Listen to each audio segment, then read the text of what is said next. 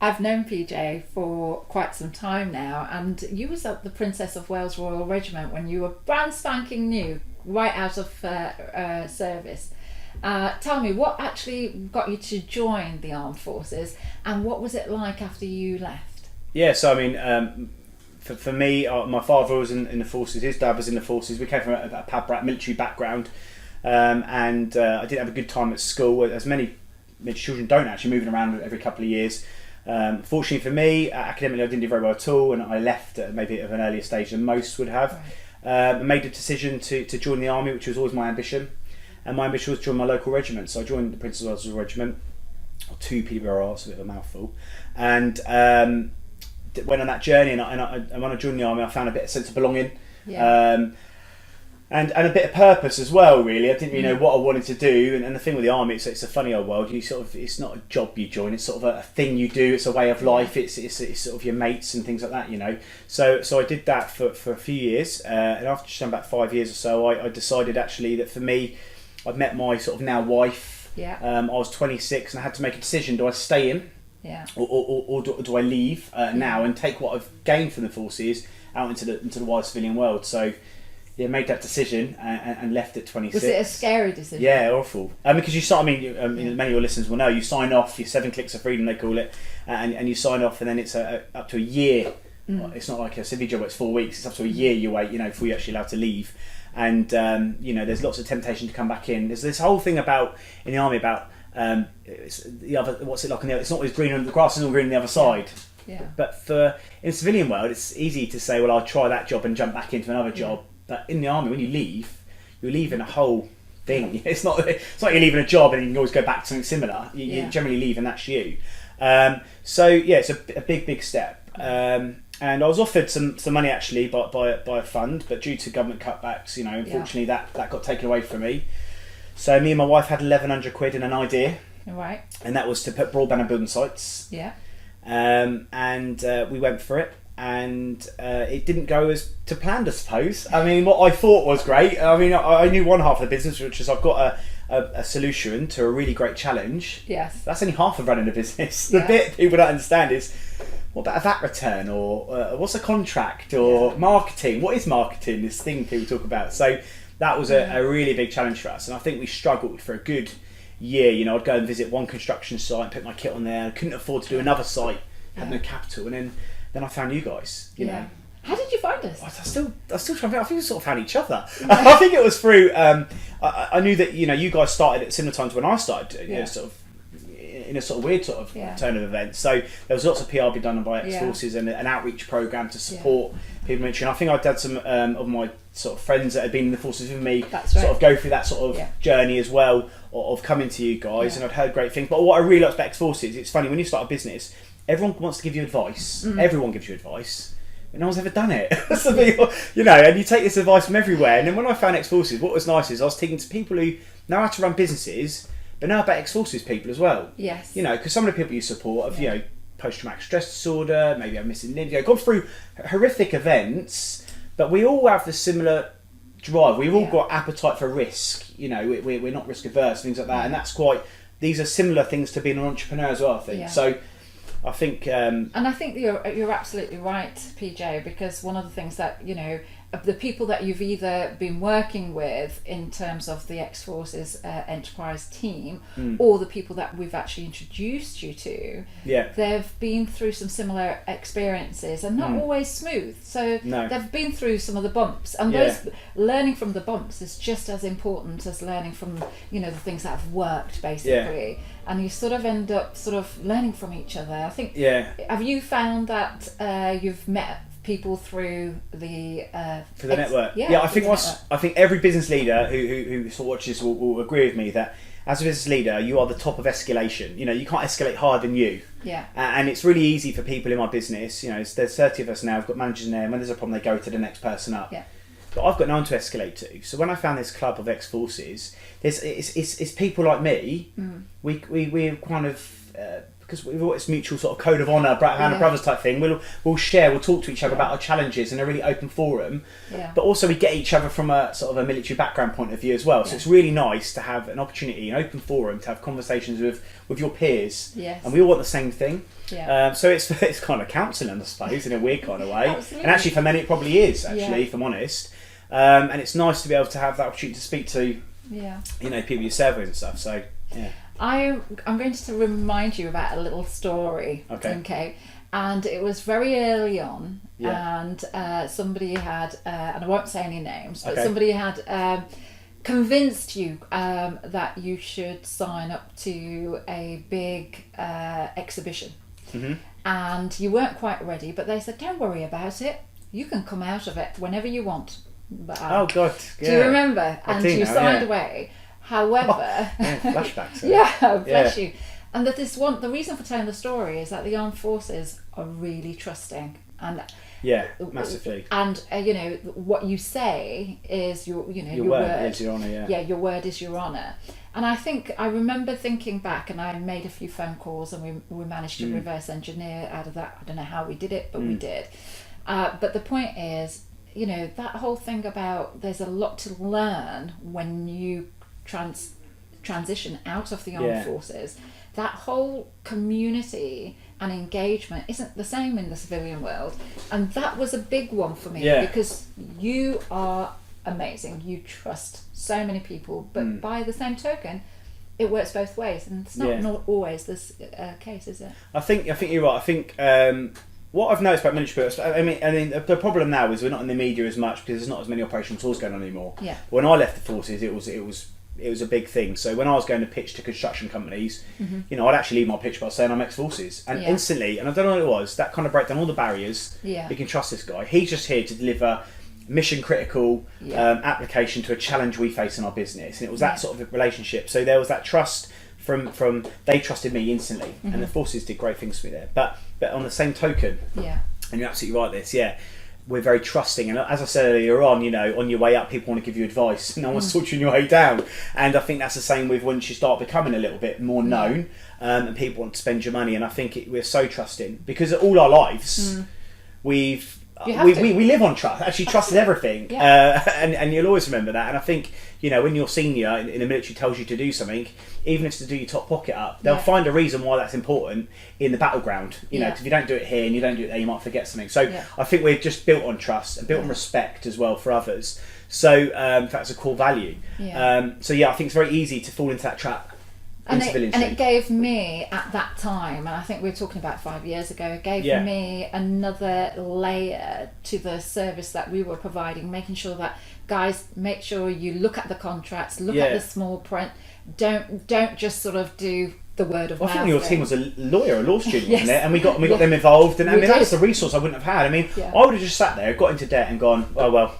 We've lost it, Pete, start again, But actually reaching out, and this is something which we don't do enough reach out, and they should do, reaching out to people like yourself and saying, right, I've got this challenge, doesn't have to be a business challenge, it could be just an actual thing, like a contract challenge. And you guys got involved, and we went back to that event a year later, by the way, so actually we went back again when it was right for us. Exactly that. And that's the point. So we did it in a way that was really well, we respected each other and that, but having your support was great.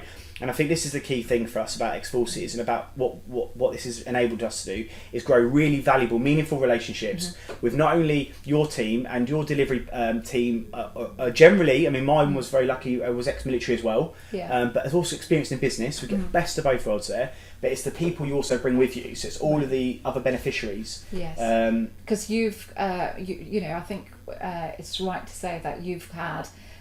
Some good support from the other peer-to-peer. But you've given a lot back as well. So, and just before this interview, you bumped into John Keedon, our honeyman. And it's just beautiful to see the camaraderie between our beneficiaries. And if I be really honest, we built XF to be a community, to be that family, and I really think that has the essence there, and you've just articulated that back, which I think is really important.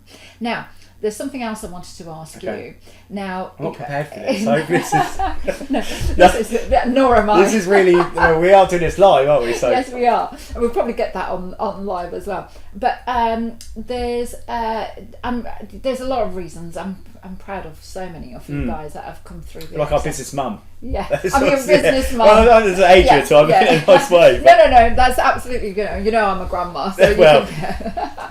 so you've you've created quite a lot in such a... How old are you now? Do you mind sharing? 31 now. 31. So it's incredible. Yeah. And one of the connections... 32 on Monday. 32 happy birthday to PJ very, very soon. So one of the connections that we made for you, which they love you to bits, as well as the London Stock Exchange. Yeah. How is that working for you, and how do you feel about it? So we've had 3 really big moments for XF with partnership-wise, and I think so. We've spoke a lot about what you do for business in general and the partnership, but actually the bit we don't see is the power of UNX Forces as a brand for bringing other big brands in. Yeah. I think London Stock Exchange members of the Armed Forces Covenant, and that's a great thing. Yeah. But it needs a driving force to get people to really understand it and use it. And the London Stock Exchange has a program called the Elite Program. It's the program you go on if you want to list on the stock exchange. Other people before me, like Skyscanner, Hollywood Bull, most of the FTSE companies have gone through that program, and they approached me to ask if I would like to join the program, and it was really interesting. So I went on my first day there, and I go there every month, and we do lots of training stuff. And I'm on the program for 4 years, fully funded, which is great. And my first day, 17 of us in our cohort. And everyone stood up and gave their talk, and they all say, we've got 400 employees, we're in 16 countries, this and that. And I stood up at the end and said, PJ, I think I had like 8 employees or something, and we make 1 million. So it was big now, obviously, but in comparison, minutiae. And there was almost this sense of not feeling like we should have really been on the programme, actually. But what was really fascinating was actually, I was being approached more than the other companies because people were fascinated about how we started with pretty much nothing, and we just drove, and the support we had, and the culture as well. The biggest thing I've noticed a big company seems to struggle with that I speak to in particular is they've got the skills down to a T but not the culture. With the military businesses, we all seem to have the best culture, and we can learn the skills, and that's what I always say. So when I employ people now, we employ based on values rather than skill, because we can teach skill, and that's because we've been taught skill. 100%. And I don't know if Martin ever shared with you, but he used to have, or he still does, and he's taught it to me now as well, which is the Basque model, and the layer underneath is behaviours, attitude, skills, and knowledge. Well, if you haven't got the behaviours and the attitude, then forget it. But if you so you've got to get those bits right, and then you can teach the skills and knowledge. Absolutely. So I'm really pleased to hear. But that's been fantastic, and I mean we have got there now, and then through that, obviously our next partnership with Cisco.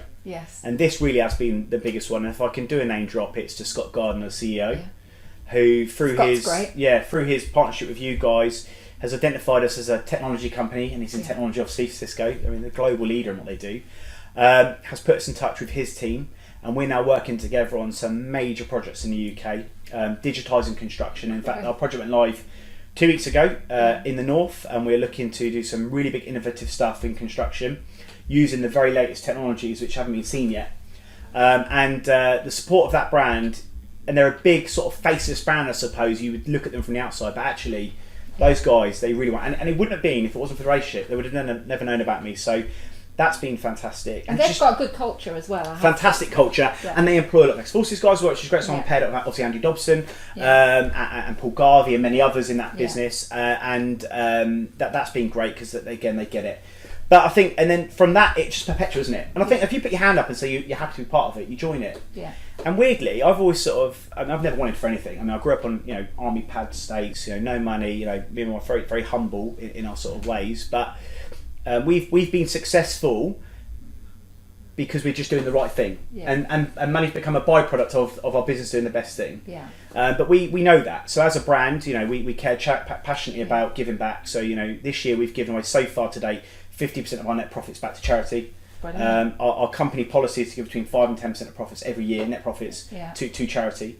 We believe strongly that if you can, you should. And it's never a handout, it's a hand up. That's always the things we try and emphasise, because I got a lot of support, and I think it's important that we give that back. But through doing that, what's then happened is more partnerships going. So the Federation of Small Businesses, that's right, got introduced to us, and that's been fantastic. Because you won the Soldier Award. That's right, and FSB gave free membership to the winners of the business categories. And that's so we got the free membership, and then they came on board, and the PR's been amazing. But the biggest one was only last week, being asked to become an ambassador for Startup Loans UK. Right, full circle. So it's kind of full circle, isn't it? I got the funding from starter planes via yourself as a delivery partner, gone through that journey, and now they've kind of gone, great, now can you become an ambassador for us to encourage more people through that same journey? Yeah. And I think money is money, but money with advice is worth 10 times more, and the correct mentorship. So absolutely. Yeah, it's kind of nice now. So what's next for you? What's the next big thing? So, well, I've got a lovely wife and a 3-year-old boy, Alfie, and very much now for me, my order is, dad, husband, entrepreneur. Yeah. I've achieved so much in a short time that I'm more than happy with what I've got. But I think for next now, is to look at give back. Yeah. So our next stage, I think, Soldier PJ Farr is looking to set the foundation, and this foundation will all be about supporting. It's in two areas really. So one is getting children into STEM subjects. I mean, fantastic, well done. And that's through contact Debbie. I think inspired me actually at the Stock Exchange event and Sandhurst. Yeah, so Sandhurst event. I was really inspired by that. You've got my little black book. It's brilliant. Yeah, I know. And we've already done our first project. We went to Ashmanor School, which was my old school, very underfunded, and we did a day, an entrepreneurship day there, where we got the whole year group into it. Because they don't teach entrepreneurship in schools, which I think is bonkers. But anyway, another podcast. And we gave money away to the students, and we're now doing projects and building rocket cars and stuff like that. Brilliant. But we want to formalise that. So that's the first area, and then the second area is this not be part of the foundation, but it's almost a give back to yourself, is how can we become an ambassador for ex-forces people into entrepreneurship, and this is this sort of activity we're doing today. So absolutely, and I've got some great ideas. I think you would be an inspiration to so many different people. That's very kind to say. So to have you now being part of our network of ambassadors is absolutely the right thing. I mean, you were one of our first. You are very special. You do know this. The diamond was cut on me. No, well, I'm glad it's back. And I think most of the people who we started with, actually, that group initially, we still talk and we're still running companies. But I think you asked a question as well there, and I kind of went in two ways. So it was, what's next for me, but actually what do we need as a company? Yeah. So if I had a magic wand, what would that be? Well, if you had a magic wand, Ren, there'd be lots of things I'd like, but I can only choose one, so it's going to be business related. John said the lottery numbers. I wouldn't be here if that was the case. I think for me, if I had the opportunity to get anything next, I think we're through that stage now where we've grown to a size. We're now looking to do the next scale up model. How do we get to the next bit? And I think for us, advice. But I think the advice we got initially with Ex-Forces was great to get us going. I think the advice we need now is at a different level. So I think what we're now looking at is, maybe any non-executive directors listening out there who think they can add real value to my business would be great. That's a really good ask. Unfortunately, some of the partners that you work with, due to sort of, I suppose, conflict of interest, can't then become an ed for us. So I think looking at anyone out there who's sort of thinks, we can add real value to this as a technology company working in construction wants to scale. Great.